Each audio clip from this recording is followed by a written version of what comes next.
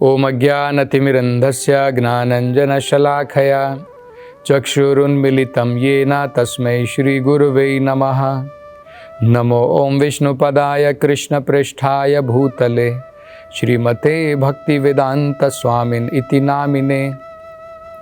नमस्ते सरस्वती देवे गौरवाणी प्रचारिणे निर्विशेष शून्यवादी पाश्चात्य देशतारिणे। जय श्री कृष्ण चैतन्य प्रभु नित्यानंद श्री अद्वैत गदाधर श्रीवासादि गौर भक्त वृंदा। हरे कृष्णा कृष्ण कृष्णा हरे हरे, हरे राम राम राम हरे हरे। हरे कृष्णा। तो पिछली कथा में हम वर्णन कर रहे थे भगवान कपिल अलग अलग श्रेणियों के जो जीव हैं उनकी चेतना का विकास किस प्रकार से होता है, कौन से प्राणी धीरे धीरे श्रेष्ठता की तरफ बढ़ते हैं, उसके बारे में हमने वर्णन किया था। तो उन्होंने बताया था जीवः श्रेष्ठा ही अजीवनम। जो जीव है जिसमें जीवन के लक्षण हैं, वो जिनमें जीवन के लक्षण नहीं है, जैसे पहाड़ है और जैसे कुछ कीटाणु हैं, कीटाणु उनसे बेहतर है क्योंकि उसमें थोड़े जीवन के लक्षण हैं। आगे उन्होंने बताया था ततः प्राणभृत, उससे भी बढ़िया वो जीव हैं जिसमें प्राण है और जिसमें जीवन के लक्षण प्रकट होने प्रारंभ होते हैं। कीटाणुओं के अंदर में हम देख नहीं सकते हैं, वो इतने जीवन के लक्षण प्रकट नहीं होते हैं। तो उससे भी बढ़िया कौन है? ततः सचित्त प्रवरः, जिनकी चेतना विकसित हो चुकी है, जिसे दुख सुख का आभास होना प्रारंभ हो गया है, वो जीव उनसे बेहतर हैं। और उनसे भी बेहतर कौन है? तथा च इंद्रिय वृत्तः, जिनकी इंद्रियां विकसित हो चुकी हैं। और जिनकी इंद्रियां विकसित हो चुकी हैं उनमें कौन से बेहतर हैं? उन्होंने बताया था तत्रापि स्पर्शवेदिभ्यः, जो स्पर्श कर सकते हैं जैसे पेड़ पौधे हैं, वो उनसे बेहतर हैं। फिर रसावेदिनः, इनसे बेहतर कौन है? जैसे मछलियां हैं जो रस का आस्वादन कर सकते हैं, जो स्वाद का आस्वादन कर सकते हैं, उनसे बेहतर कौन है? तेभ्यो गंधविदः श्रेष्ठा, जो मधुमक्खियां हैं जो गंध की पहचान कर सकती हैं, वो उससे बेहतर हैं। और बताया था ततः शब्द विदोह पराः, और जो शब्द को भी पहचान सकता है, जैसे हमने देखा था कि कुछ रेंगने वाले जानवर होते हैं, जैसे सांप होते हैं, जो शब्द की पहचान कर सकते हैं, वो उनसे श्रेष्ठ होते हैं। तो अब आगे वो कहते हैं रूप भेदस विदस तत्रा, सर्प वगैरह जो है वो रूप को नहीं पहचान सकते हैं, वो केवल शब्द को पहचान सकते हैं। लेकिन जो रूप को पहचान सकते हैं, जैसे बताया जाता है कि कुछ पक्षी है जैसे कौवे हैं, वो रूप को पहचान सकते हैं कि ये मनुष्य का रूप है, ये जानवर का रूप है, वो पहचान सकते हैं। वो जीव उनसे ज़्यादा श्रेष्ठ हैं। और आगे वो कहते हैं ततश्च उभयत दताः, इन प्राणियों से भी वो प्राणी बेहतर हैं जिनके दांत विकसित हो चुके हैं। जैसे कौवे के दांत नहीं हैं, पक्षियों के दांत नहीं होते हैं, लेकिन जो जानवर हम देखते हैं उसके दांत होते हैं। तो पक्षियों से भी ज्यादा जानवर जो होते हैं उनकी चेतना विकसित है। तो जैसे आपने देखा है गाय है, बकरी है, भैंस है, गधे हैं, इन सब के ऊपर के और नीचे के दांत, उभयों का मतलब ऊपर और नीचे दोनों दांत जो हैं विकसित हो चुके हैं। तेषां बहुपदा श्रेष्ठा, इनमें से जिनके बहुत सारे पांव हैं वो श्रेष्ठ हैं। चतुष्पदस, और इनसे श्रेष्ठ जिनके 4 पांव होते हैं, जैसे गाय होती है, बकरी होती है, कुत्ते होते हैं, बिल्ली है, ये चतुष्पदस कहलाते हैं, जिनके 4 पाँव हैं, जिनके बहुत ज़्यादा पाँव हैं। जैसे आपने देखे होंगे बहुत सारे कीड़े होते हैं, बहुत सारे पाँव होते हैं उनके, उनसे श्रेष्ठ जिनके 4 पाँव होते हैं वो ज़्यादा श्रेष्ठ हैं। और उनसे भी ततोः द्विपदः, जिनके 2 पांव होते हैं, मनुष्य जीवन वो श्रेष्ठ है। अब आगे यहाँ तक तो भगवान ने बता दिया कि सभी बाकी प्राणियों से मनुष्य की चेतना अत्यंत विकसित है। अब यहाँ से आगे भगवान जो है मनुष्य जीवन में भी कौन उत्तम है और कौन निम्न श्रेणी का है, ये भगवान बताने वाले हैं। यही हमने पहले भी देखा था ना। भगवान कह रहे हैं जो मंदिर में पूजा कर रहा है वो मनुष्य है, उसकी चेतना विकसित है, लेकिन फिर भी अभी भगवान की तरफ विकसित नहीं हुई है।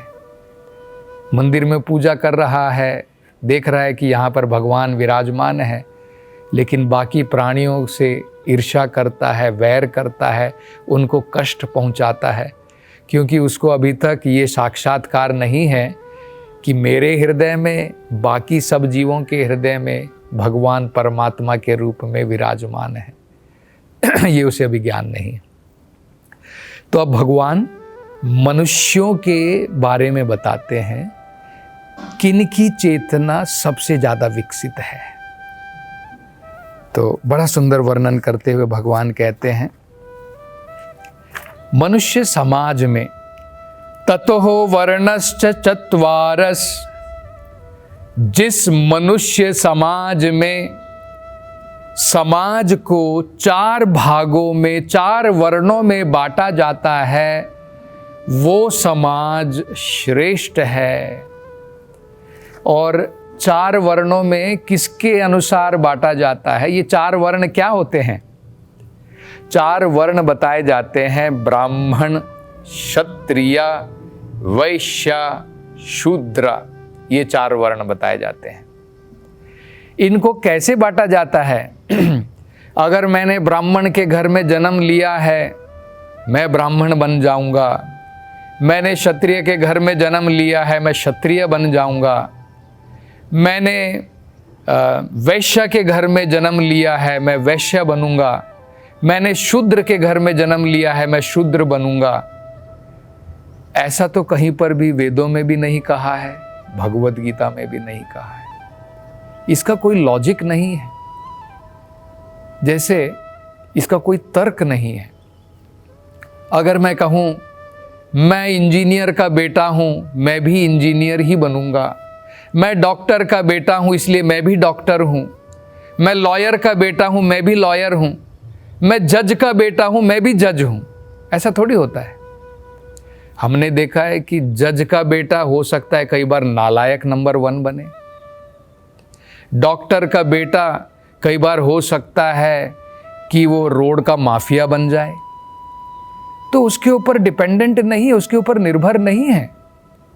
हाँ, इतना जरूर होता है, डॉक्टर के घर में जो पुत्र पैदा होता है, जो संतान होती है, उसको एक वातावरण जरूर मिलता है कि वो डॉक्टर बन सकता है।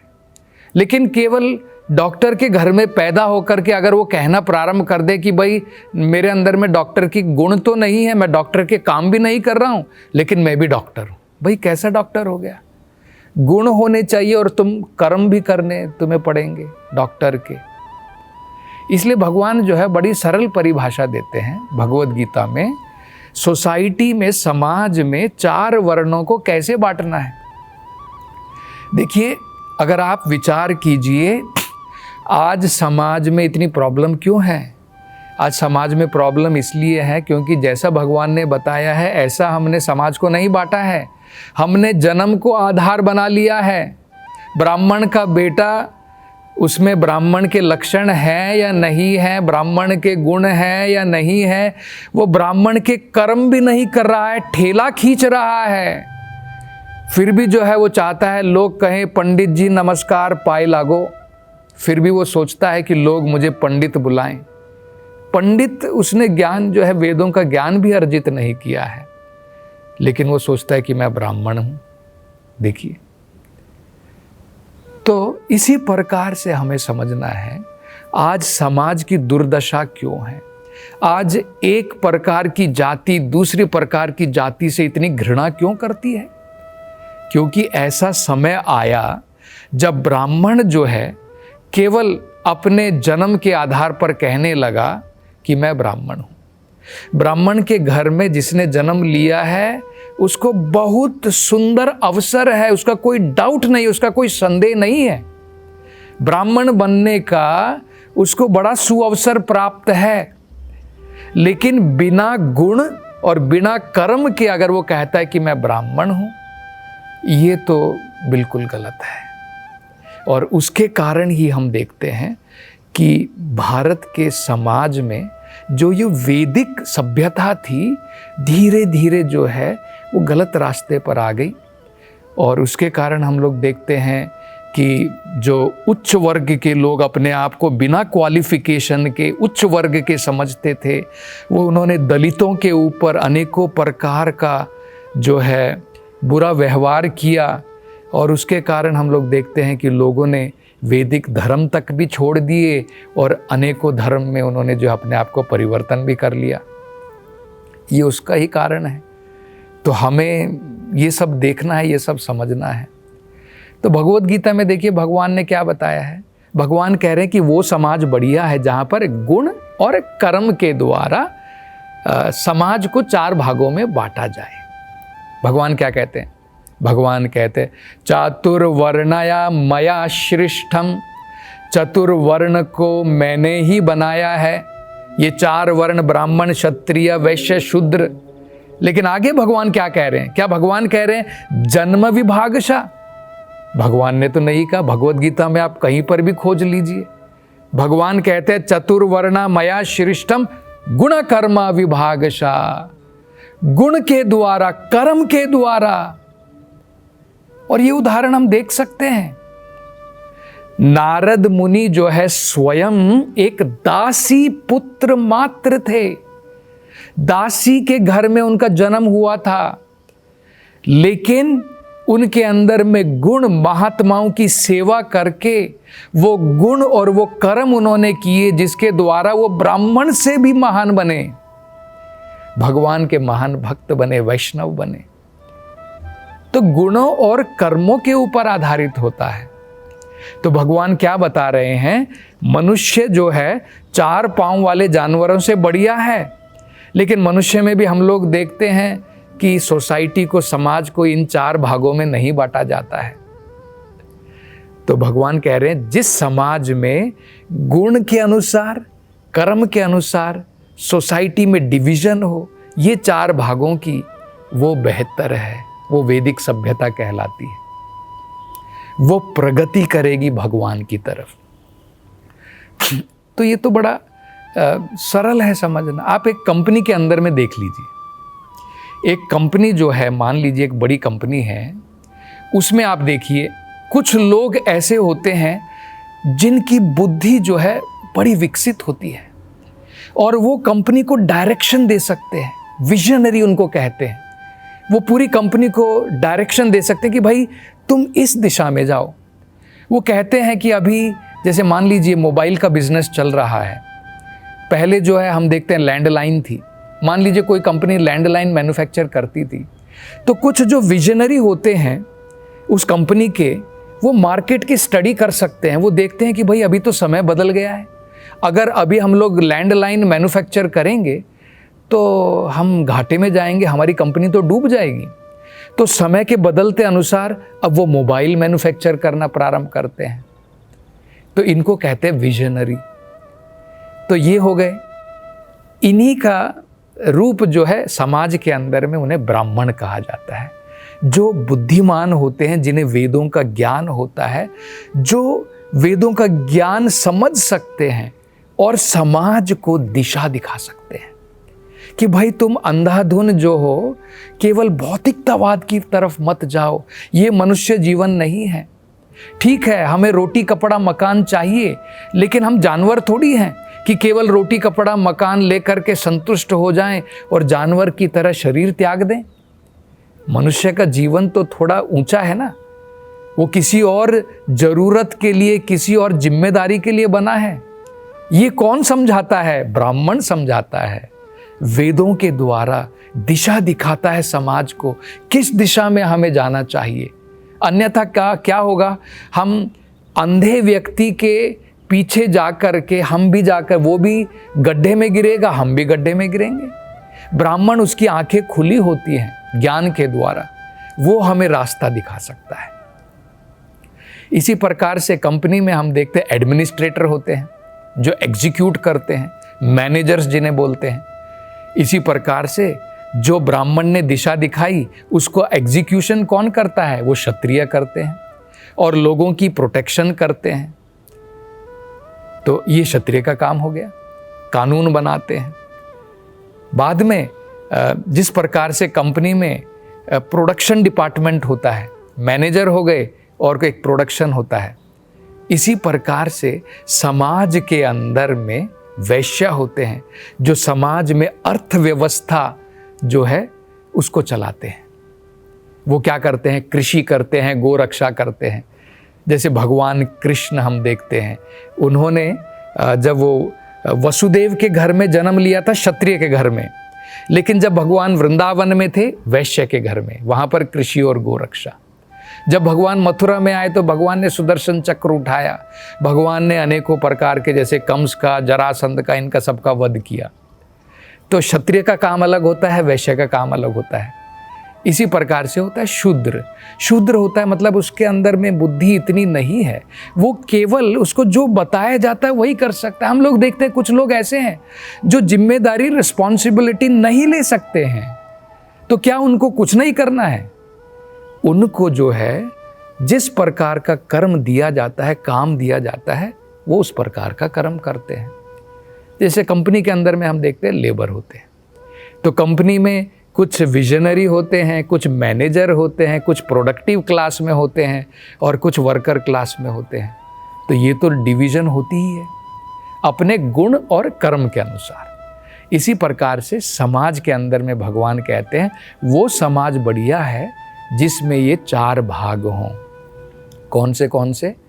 ब्राह्मण, क्षत्रिय, वैश्य, शूद्र।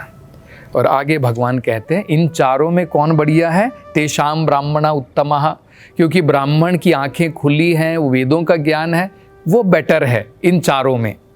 ब्राह्मणेषु अपि वेदज्ञ, ब्राह्मण में भी जिसने वेदों का ज्ञान अर्जित किया है वो बेहतर है।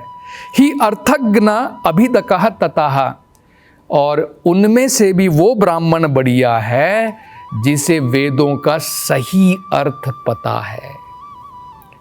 और अब आगे भगवान कपिल क्या वर्णन करेंगे, इसकी चर्चा हम अगली कथा में करेंगे। हरे कृष्णा।